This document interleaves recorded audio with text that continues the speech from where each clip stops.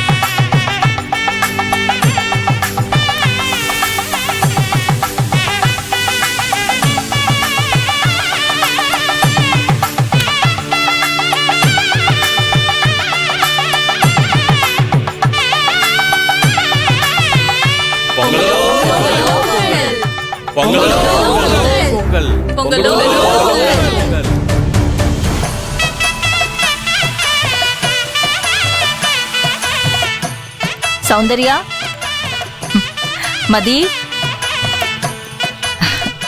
நான் இன்னைக்கு ரொம்ப சந்தோஷமா இருக்கேன். அதுக்கு காரணம் நாம தான். இதே மாதிரி ஒன்னா கூடி ஆலமரமா தழைச்சி இருக்கணும். அதான் என்னோட ஆசை.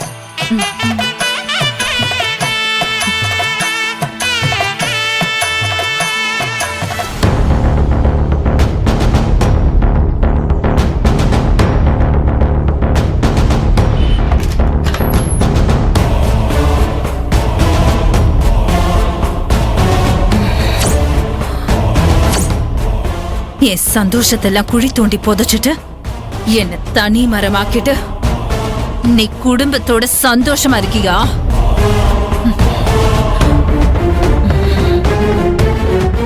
எப்படி எப்படி ஆலமரமா அப்படியே பறந்து விரிஞ்சு ஒரே குடும்பமா இருக்கணுமா?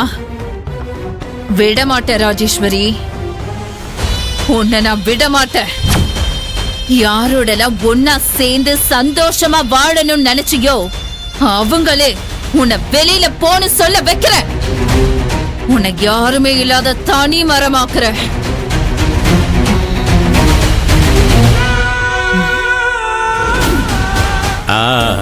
கிஃப்ட் பேக் எல்லாம் ரெடியா? எல்லாம் ரெடி. பேக்ல என்ன வச்சிருக்கீங்க? ஐயா, ஸ்வீட்டு, பழம், அப்புறம் அம்மா தங்க காசுங்க வைக்க சொன்னாங்கல்ல, ஒவ்வொரு கிஃப்ட் பேக்லயும் 5 தங்க காசுங்க வச்சாச்சு.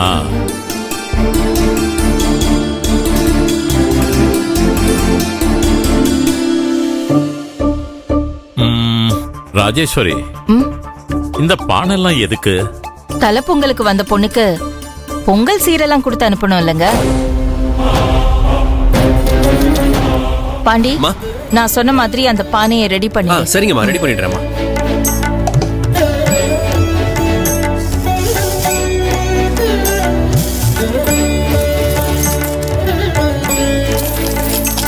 இன்னும் கொஞ்சம் போட்டுக்கிறேன்.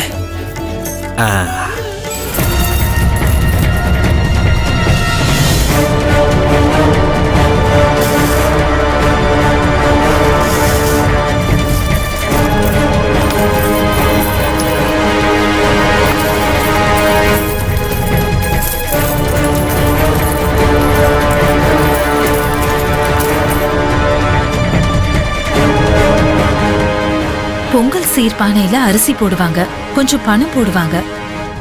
அண்ணி என்ன தங்க காசு அள்ளி போட சொல்லிருக்காங்க. Something wrong.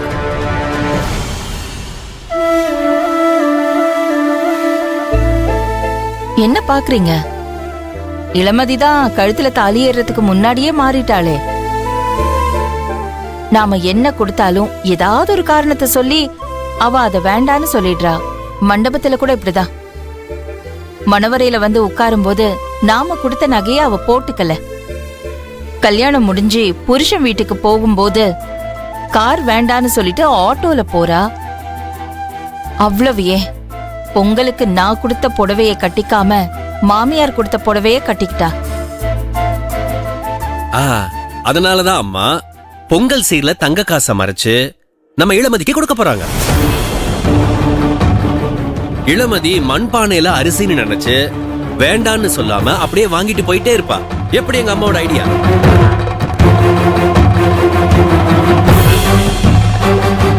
சூப்பர்ரா சூப்பர்.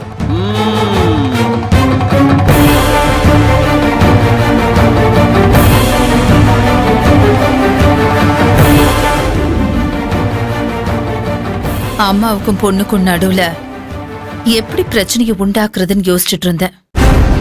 ராஜேஸ்வரி அதுக்கு ரூட் போட்டு கொடுத்துட்டாங்க. வா அம்மா ரெடி. என்ன கௌசல்யா எல்லாம் எடுத்து வச்சாச்சம்மா?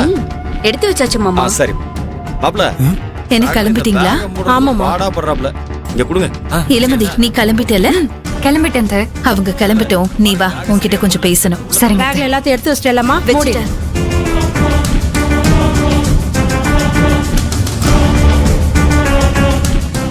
மதி அத்தை, நீயும் என்ன மாதிரி பிடிவாதக்காரிதான். இருந்தாலும் உன் விஷயத்துல அண்ணிய நினைச்சா மனசுக்கு கஷ்டமா இருக்கு.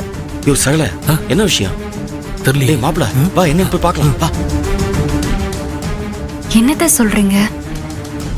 பெத்த அம்மாவா இருந்தாலும் உன்னோட சுய மரியாதைய சுய கௌரவத்தை விட்டு கொடுக்காம கம்பீரமா இருக்கணும், எதுவும் வாங்க கூடாதுன்னு நீ இருக்க. ஆனா அண்ணி உனக்கு கொடுக்கறதுலதான் கௌரவம் சந்தோஷம்னு நினைக்கிறாங்க. சைலண்டா வாங்க. அத்தை நீங்க என்ன சொல்றீங்கன்னு எனக்கு புரியல அத்தை. கொஞ்சம் புரியுற மாதிரி சொல்லுங்க. சொல்றேன். நகை வேணா, கார் வேணா, பொங்கலுக்கு அண்ணி எடுத்து கொடுத்த புடவை கூட வேணாம். இப்படி பிறந்த வீட்ல இருந்து எதையும் வாங்க கூடாதுன்னு நீ ரொம்ப வைராக்கியமா இருக்க. ஆனா அண்ணி மனசு, அவங்க மனசு கேக்குமா? இல்ல போனா போகட்டும் தான் விட்டுருமா?